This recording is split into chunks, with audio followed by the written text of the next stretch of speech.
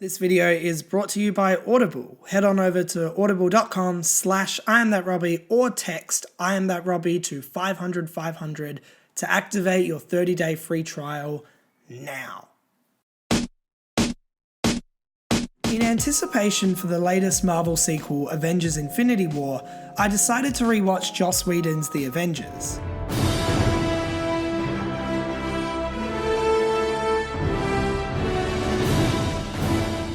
Now, in the past, I've been quite vocal about my frustration with Marvel's tonal issues and bathos, but enough negativity.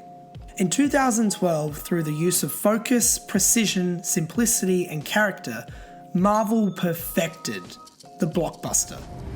Mr. Stark. Captain. For me, The Avengers does not work because it is fun or action-packed. I mean, these are all components of my love for the film, but The Avengers works so well because of its focus and precision. Where a lot of superhero films fail, the first Avengers really succeeds. This is in part thanks to writer-director Joss Whedon. The filmmaker could have easily gone too far or not far enough. Luckily, Whedon strikes that perfect spot somewhere in the middle. When I was re-watching the film, it was kind of amazing how simple and straightforward the movie actually is. It's a lot simpler than I remembered. I mean, the other basically summarizes the whole plot of the movie in the first couple of lines.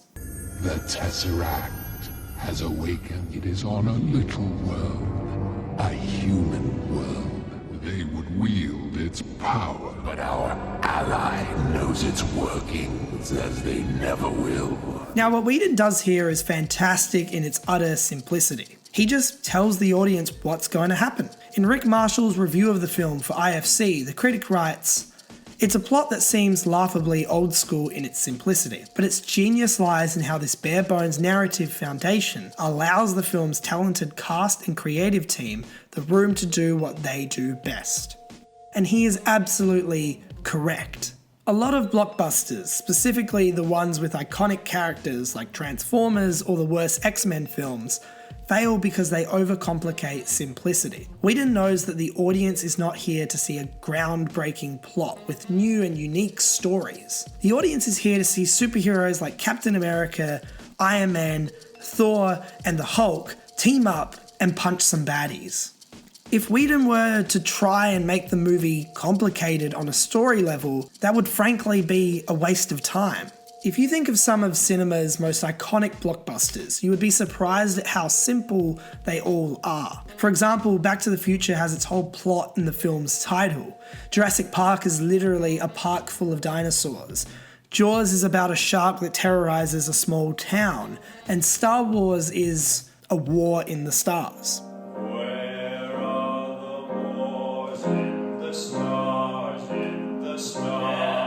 Whedon uses the influence of Robert Zemeckis, Steven Spielberg, and George Lucas when it comes to generating this simple feel and concept of the Avengers.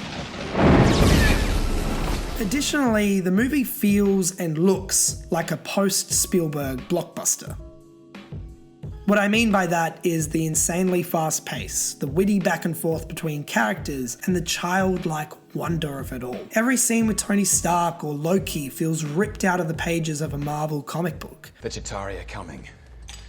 Nothing will change that. What have I to fear? The Avengers. That's what we call ourselves. Sort of like a team. Earth's mightiest heroes type thing. And splashed onto a massive screen. Whedon is aware of the magnitude and the importance of the movie. There's a level of care put into every moment, every line of dialogue, every angle and every cut. The previously mentioned focus and precision also finds its way into the film's main characters. The Avengers does a particularly wonderful job of giving every lead character a solid and balanced arc. Iron Man learns how to play with others, going as far as to sacrifice himself for the greater good. Captain America learns that there is still hope and freedom in the world. Thor realizes that the life he once had with his brother is gone. As mentioned in Time Traveling Shakespeare's really fantastic article about character development in the film, Hulk finds acceptance within the Avengers, people who are weapons like himself, some by choice and some not. In the end of the movie, he embraces his anger and he's able to use the part of him that he once hated to help. Thus, the importance of this line during this scene. Dr. Banner. Now might be a really good time for you to get angry. That's my secret, Cap. I'm always angry.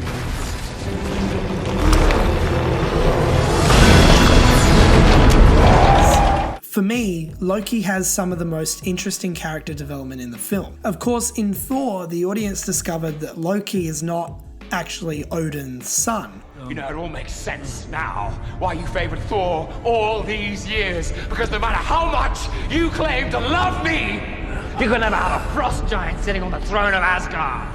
This makes his plight in the Avengers, in a way, sympathetic. He was not being bad for the sake of being bad. He was promised a throne he was lied to. With his allegiance to Thanos and the other, Loki sees Earth as his new kingdom. You were made to be ruled. In the end, you will always kneel. Of course, the character fails and is taken back to Asgard at the mercy of his brother. If it's all the same to you, I'll have that drink now. With this film, Whedon had to assemble a team of remarkable characters and somehow place them into a movie that works cohesively. Simple or not, the filmmaker did exactly that. I would argue that The Avengers is a masterpiece.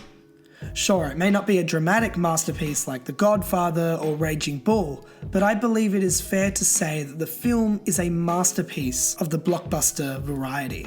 Like Spielberg's Jurassic Park, Lucas's Star Wars. I think we owe it to Whedon and the people at Marvel to commemorate the first Avengers film as something similar. It is through focus, precision, simplicity, and character that Marvel perfected the blockbuster with the Avengers.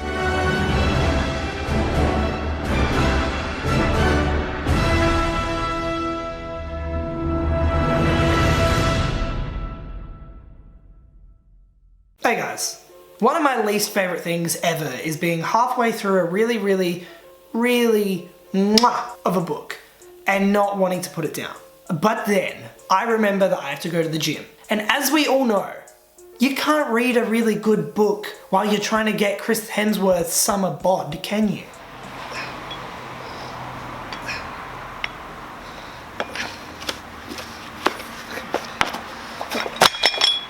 But thanks to Audible, you can listen to one. Audible has something for everyone. With an unmatched library of audiobooks, original audio shows, news, comedy, and more. And if you sign up for Audible today using the link audible.com/IamThatRobbie or text IamThatRobbie to 500 you'll get a free 30-day trial. One of my favorite things about Audible is that once a month, members can get a free audiobook of any value. That book is yours to keep forever, member or not. Fun fact, I'm actually listening to Sean Howie's Marvel Comics The Untold Story at the moment. It's a wonderful novel that sort of details the inner workings of Marvel Comics. You know, all the details that made Marvel Comics the superhero powerhouse it is today. Use my link in the description and you can listen to Howie's book for free. So head on over to audible.com/IamThatRobbie or text IamThatRobbie to 500 to get your 30-day free trial now. Thank you very much for watching. If you like it, give it a thumbs up, subscribe, really up to you. Don't feel pressured. Whatever you do, don't feel pressured. I'll see you in a week or so with a new video. Probably gonna be about Birdman, which is one of my favorite films ever. So I'm very excited to show you guys that one. I'll see you when I see you.